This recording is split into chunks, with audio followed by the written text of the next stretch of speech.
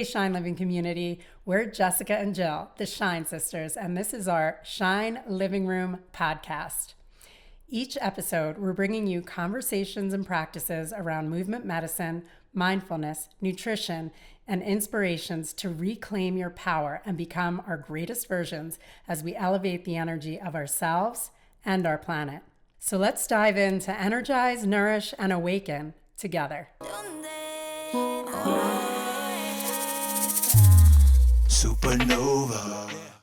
Welcome back to the Shine Living Room. I'm Jessica, and I'm so excited because I'm here today with my daughter, Sofie.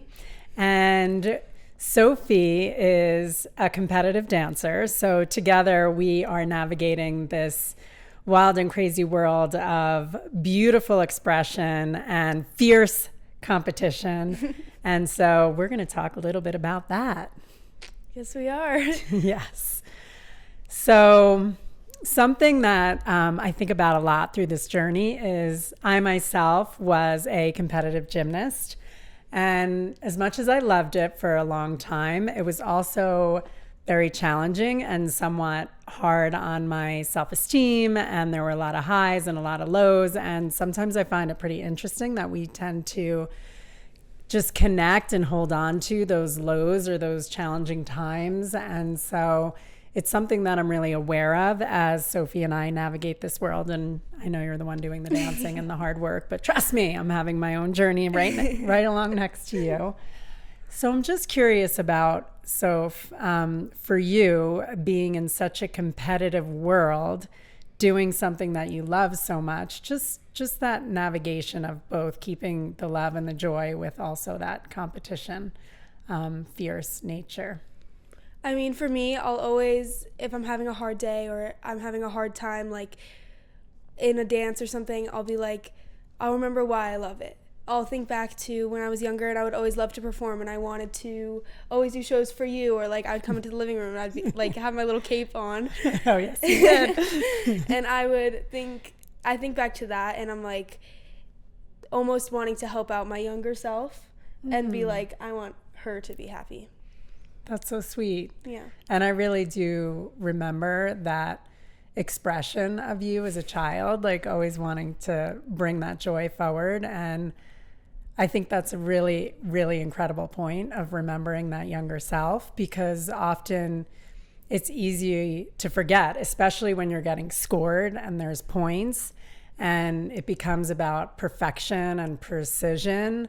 And so like when you go out on stage and you feel like you want to, especially like for a solo, you know, and you want to get it right, just like just talking us through that moment when you just like come on stage and you're like, okay, I want to do really well, but I also want to enjoy this.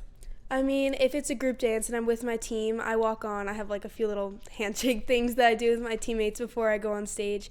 And I'm always just like, okay, let's do this. Like, let's show people like what we've got, what we're made of, and bringing so much like emotion into the dance. And instead of just like, obviously we want to look good, but also we want people to feel how we're dancing. And then for my solo, I'm like, since it's just me on stage, I have to bring the amount of joy that there would be if there was 15 people on the stage. So just like fully expressing yourself without dulling anything down. That's good. No one wants to dull themselves down.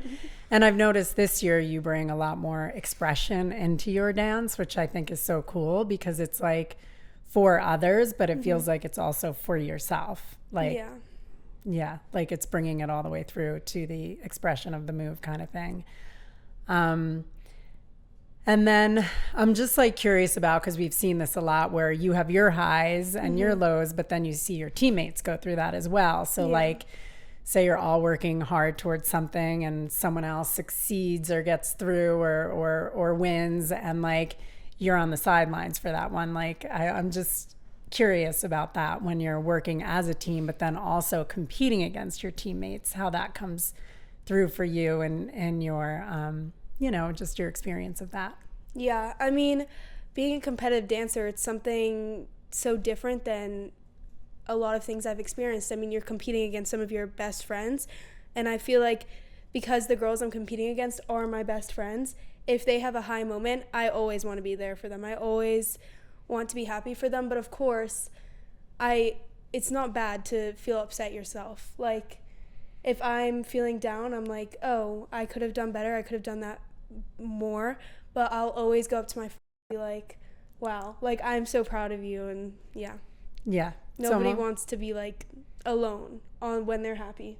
Right. It's like, you know, you often see these teams like jumping around in excitement, but when it's just you kind of want to feel like your friends are joining you in that. Mm-hmm. And I think that's really important to be able to celebrate others. And what I have found is that really, it almost like ignites your own fire when you can celebrate others rather than just turning it into self-criticism, you know? So I'm just curious about that criticism piece and helping to change the kind of the narrative or the voice in your head when you're feeling like you're getting self-critical, which can, I know, often happen in competition time. Yeah, I mean, sometimes I think the things that I'm doing, looks amazing and so different to other people who aren't in the dance world. And I'll be criticizing myself and I'll be like, oof, that looks rough. But say somebody else that's not a competitive dancer or they don't dance, they'll look at it and they'll be like, oh my gosh, that's like amazing. Like, you looked so good. And I'm like, wow, like maybe I can just look at what looks good instead of just always looking at something that's bad. Mm-hmm. Yeah, it's funny. My sister Jill and I have this thing that we do. It's called beauty hunting, and it's really starting to train your mind and yourself to tune into what's beautiful or what's right rather than what's always wrong, because we really believe in what we teach is like where you put your focus grows. And so it's like, I love what you're saying about maybe seeing it through someone else's eyes or trying to first look at what's right. I notice often when I go backstage after the dances, a lot of the girls are, oh, we did this wrong and we did that wrong, or we could have done that better. And I'm like, I remember that. I remember that from being a gymnast, of just remembering the 2/10 that I got off here, like, you know, the bend of the knee there, rather than like the beautiful extension I did on something else. And I think it's really cool to have a practice of looking at what you did right, maybe even first. I know it takes practice, but saying, gosh, I did this well. Gosh, I did that well. And yeah, of course it comes also back to what I could have done better at some point, because when you're a competitive, whatever, dancer, athlete, you want to always improve. And I really believe, and I watch you do this, Sofie, that, you know, seeing these girls, you know, compete, and, you know, when all studios are together, finding inspiration when you see someone that may look better than you or you think is more, you know, experienced than you, like using it as inspiration rather than saying, oh, I'm not as good and that kind of thing. Yeah. I mean, in convention, which it's like a class that you do in the competition, there's like 100 girls in one room and we're all competing against each other for the same thing. But it's also so inspiring to be in there, and I see all these incredible girls, and if they win a scholarship or they make it through an audition or something, I'm like, wow, they must work really, really hard at their studio at home.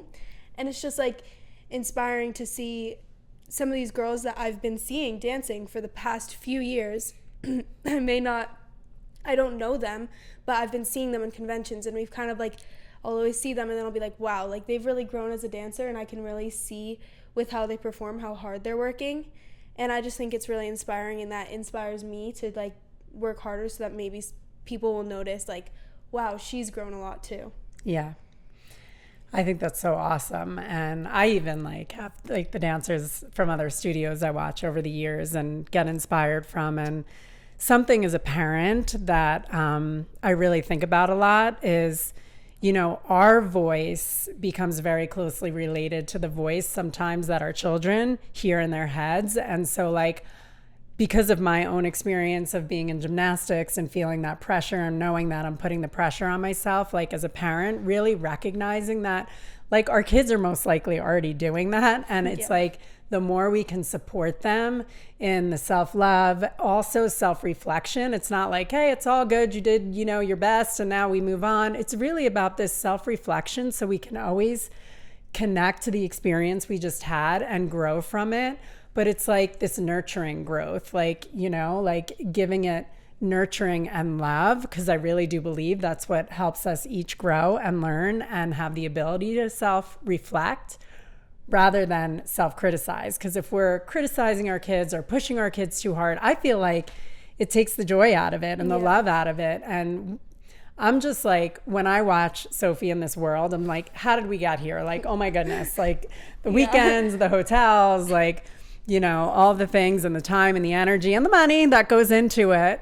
And what I watch for is making sure that she's still enjoying it and that she's happy and that it is good for her growth and her self-expression and her self-love. Because when we lose that, it's like, what are we doing it for anymore? You know? Yeah, I think it's really important when you're in such a competitive environment all the time to have something else that you can go to. Like having close friends outside of the studio, coming home to your family and just like going to like a family dinner or something, or even like going skiing on the weekends or mountain biking, having something else that you can go to if your competitive world is just getting too much. And I think that's really important so that you can learn to love it even more when you leave it. And then you come back and then you're like, oh my gosh, I've missed this so much and I love this more than I would have if I would have just like kept always competing against myself and each other. Yeah. It's almost like remembering why you love it again and again and again. And it's true. Like, we're all multifaceted beings, and it's like remembering that you're not just a dancer and my whole life is about whether I win or lose here or what my score is. I mean, there's so much more to you and there's so much more to all of us. So it's like holding that higher perspective of like, this is one facet of expression of myself. And yes, we want to do well. And hell yeah, it feels so good to be on the podium and like, you know, scoring high with your teammates.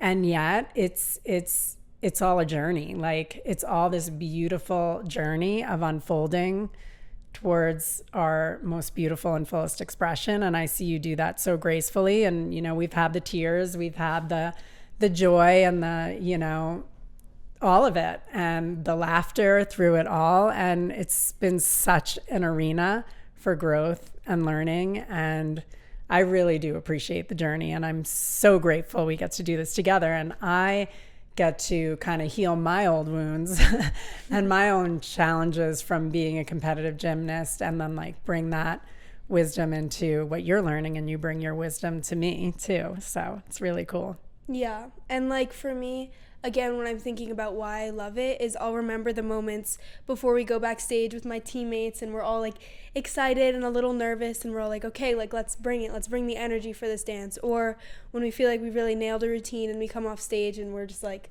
that was great. Or even coming into the studio after a long break and you see those people that you have had shared so many amazing memories and challenges with.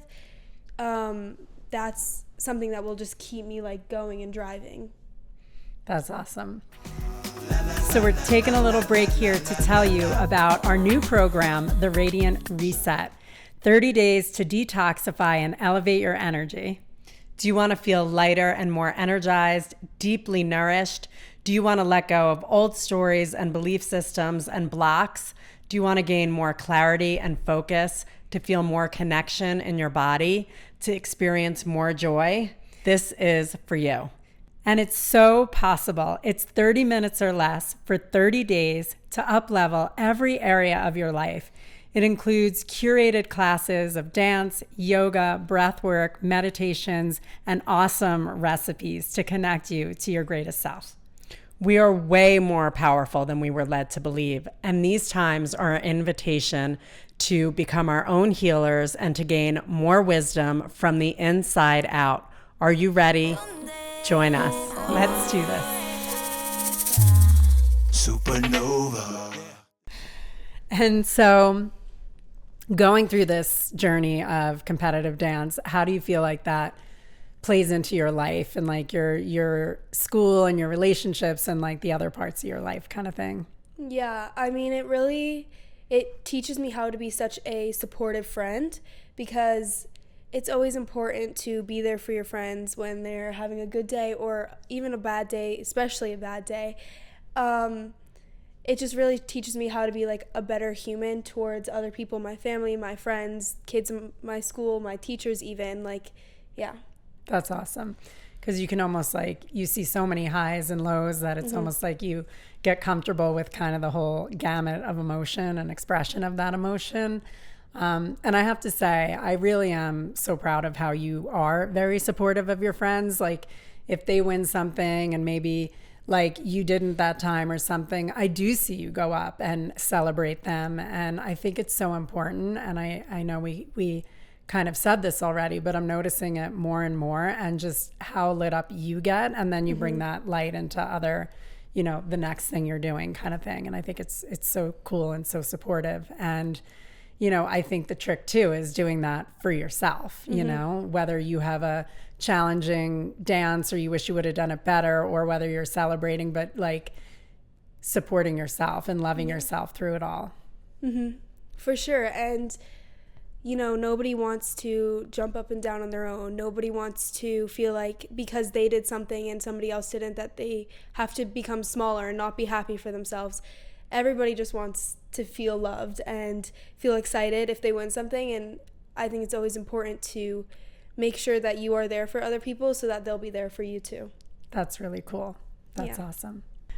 Okay, well, I feel like we could do a whole series on competition and the dance world and the craziness, and that's why there is a reality TV show on Dance Moms. But we'll leave it at that today. I am sure Sofie will be back, and actually check her out. She leads some classes on our Shine Living Community digital studio, doing some stretching and breathing and all the Shine Living things that we love to do with you. So check it out, and we'll see you next time. Yes, thank you. Thank you.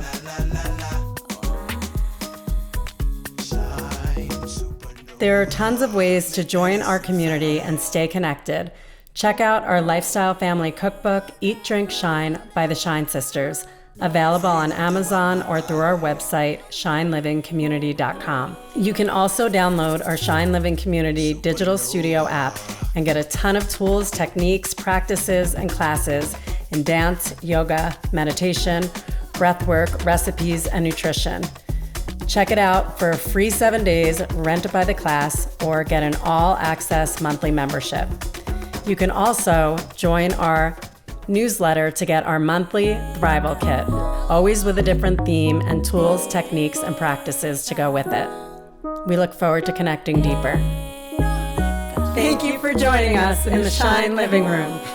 See you next time.